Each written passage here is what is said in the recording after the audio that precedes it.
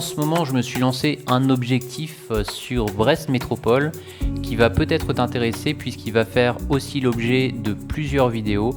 et je vais te donner ici les raisons pour lesquelles je suis en train de préparer progressivement des reportages dédiés au réseau Bibus,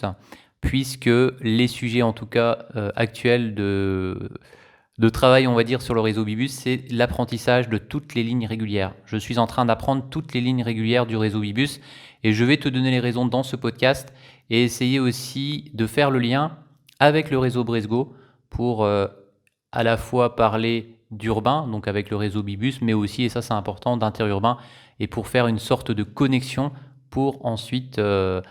venir aboutir à un résultat qui va être plutôt intéressant sur le sujet de l'intermodalité. Alors pour commencer, je t'explique d'où m'est venue cette idée peut-être un peu folle de parcourir toutes les lignes du réseau Bibus puisqu'il y a un certain nombre de lignes, je ne les ai pas comptées encore, j'en ai fait certaines et il y a un reportage d'ailleurs à ce propos qui va sortir dimanche prochain à 17h, je ne te donne pas le numéro de la ligne,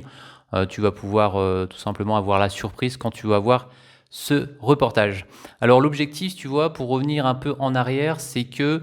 je puisse connaître un peu plus les secteurs de Brest, puisque aujourd'hui je me rends compte que le réseau Bibus, finalement, je ne le connais pas très bien. Je connais assez bien la ligne de tramway, la ligne A, assez bien, forcément c'est assez facile, la ligne C, le téléphérique, et aussi certaines lignes Bibus, notamment des lignes un peu particulières sur lesquelles on est exploitant, et je pense particulièrement à la ligne 15, puisque c'est une ligne qui est exploitée au quart des Abers avec le numéro de parc 511, si tu le connais, donc c'est le fameux MAN au GNV. Alors, pour peut-être introduire ce podcast, je vais t'expliquer les raisons qui m'ont amené à apprendre progressivement les lignes régulières du réseau Bibus. Comme tu le sais sûrement, il y a des travaux qui vont débuter prochainement, d'ici quelques semaines, ce qui va engendrer des modifications des plans de transport à la fois sur le réseau Bibus et aussi sur le réseau Bresgo.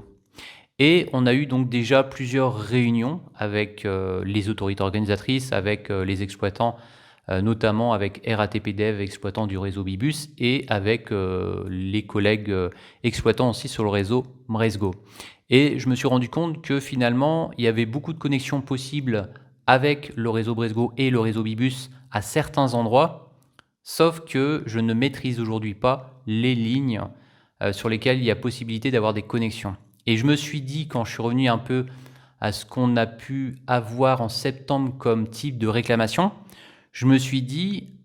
c'est vraiment un atout de connaître à la perfection le réseau Bibus, puisque si, Benjamin, par exemple, tu connais bien le réseau Bibus,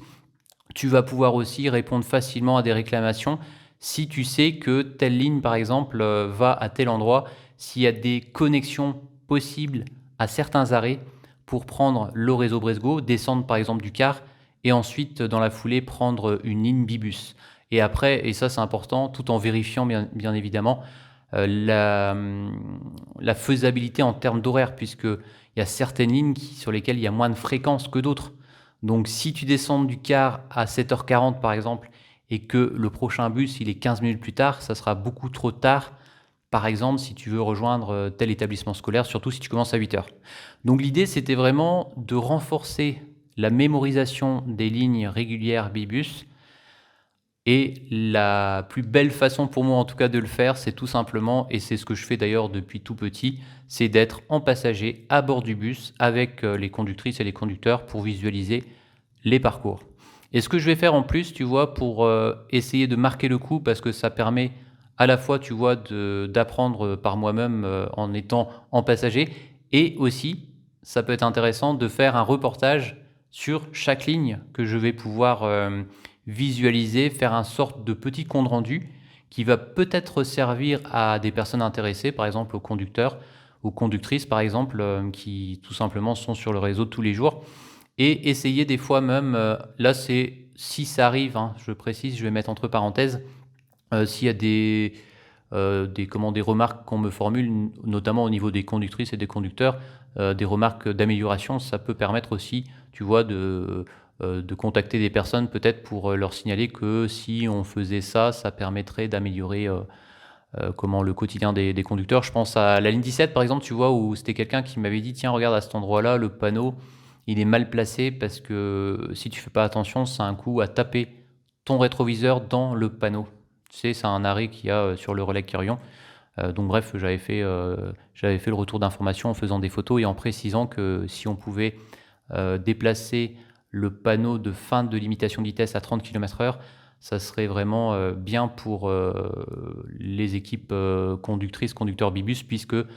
ça nous éviterait de risquer d'accrocher le rétroviseur. Alors l'objectif depuis donc surtout samedi dernier, c'est d'aller faire tous les parcours, toutes les lignes régulières du réseau Bibus. Pour quelle raison? Tu vas sûrement te dire pour quelle raison. C'est parce que j'ai vraiment pour objectif de déjà maîtriser le réseau avant travaux. Et comme ça, quand on va être amené à échanger sur justement le réseau travaux,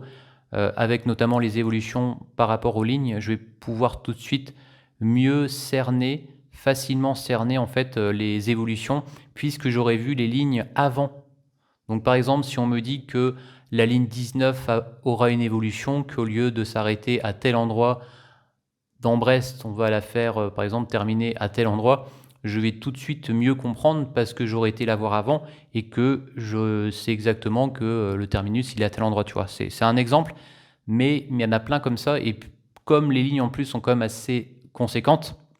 l'idéal c'est vraiment d'aller les faire et comme ça va me permettre à moi, si tu veux, quand je vais avoir des infos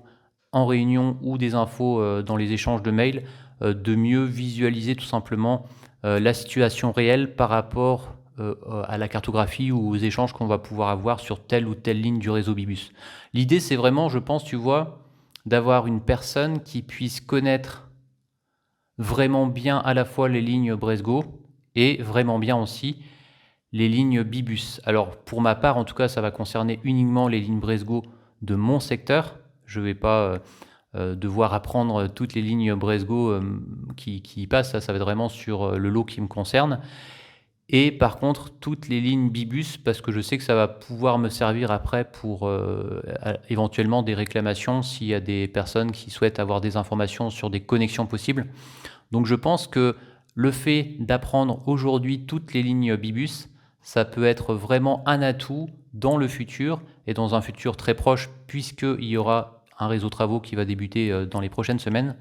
Et aussi, je pense, même si les lignes évoluent, après les travaux notamment,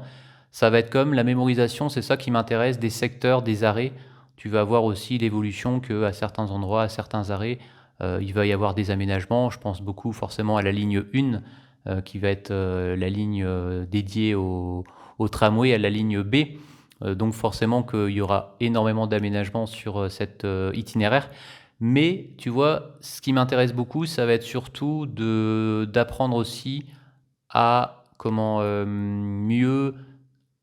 cibler les arrêts en fonction des connexions possibles avec le réseau Bresgo. Parce que l'objectif, c'est vraiment de faire le lien avec aussi les arrêts qu'on fait. Donc si nous, on se dit que à certains horaires, on va faire ces arrêts-là sur Brest, comme ça, j'aurai en tête aussi les connexions possibles en fonction des lignes du réseau Bibus, tout en étant bien sûr aussi conscient que les lignes Bibus vont évoluer en réseau travaux d'ici quelques semaines. Mais déjà, si moi j'arrive à comprendre le réseau dans sa globalité actuelle, ce que je me dis, c'est que ça sera aussi facile après, enfin pas aussi facile, mais plus facile après pour moi de pouvoir mieux comprendre l'évolution, c'est-à-dire le réseau travaux entre le réseau actuel et le réseau futur, c'est-à-dire le réseau futur qui va correspondre au réseau travaux. Donc voilà l'objectif des prochains jours et je pense que ça va intéresser certaines personnes parce que, comme je te disais tout à l'heure au début, je crois, de ce podcast, c'est que je vais essayer d'allier justement cet apprentissage avec la réalisation de séquences vidéo et ça va aussi à la fois être l'occasion de faire des reportages dédiés sur le réseau Bibus, puisque c'est un réseau qui m'intéresse beaucoup. Donc je pense que ça va faire l'objet d'une sorte de petite série, une série assez régulière pendant quelques temps. Et comme ça, je pense que ça va me permettre en tout cas de partager un peu toutes les particularités aussi que peut-être toi en tant que voyageur, si tu es voyageur, tu ne connais pas. Donc je pense que ça peut faire l'objet de sujets assez sympas à traiter. Et je vais, je t'en dis pas plus, mais en tout cas, tu verras dès dimanche la première vidéo consacrée à une ligne du réseau Bibus. Et je vais essayer, dans la mesure du possible, d'être assez régulier et de proposer, tu vois, ce genre de vidéo sur toutes les lignes Bibus. Alors par contre, c'est un gros boulot, donc je ne sais pas si je vais être en mesure de le faire en si peu de temps, c'est-à-dire que l'objectif, c'est d'y arriver au plus tard, en tout cas d'avoir fait, après les reportages, je pense qu'il y aura un décalage, mais d'avoir fait toutes les lignes Bibus avant fin mai 2023, donc ça va venir très vite, et au fur et à mesure du temps, de sortir après les reportages. Donc il y aura sûrement un écart, parce que il n'y a pas que ce projet Bibus qui est prévu, en tout cas pour les sujets vidéo. Il y a d'autres projets qui sont en cours. Donc, ce qui signifie que tu vas sûrement voir des vidéos commencer à être diffusées là prochainement. Et il y a de fortes chances que les dernières vidéos, elles arrivent vraiment plus tard, c'est-à-dire qu'on sera déjà en réseau travaux, que je vais sortir des reportages sur des lignes Bibus qui ne seront plus d'actualité. Mais je te rassure, parce que il y a justement, c'est l'occasion aussi de faire plusieurs vidéos sur le sujet, des vidéos qui peuvent être assez sympas pour mettre à la fois en valeur le réseau Bibus tout simplement. Et ce que j'aime bien aussi, c'est de mettre en valeur aussi l'aspect technique, les particularités, enfin voilà, je t'en dis pas plus. En tout cas, je te donne rendez-vous dimanche pour ce premier reportage à 17h. Et puis, je te souhaite une bonne route tout simplement sur les services de transport. Un bon voyage si tu es voyageur. Et puis, on se retrouve aussi demain pour un prochain podcast ou une prochaine vidéo. Allez, Kenavo!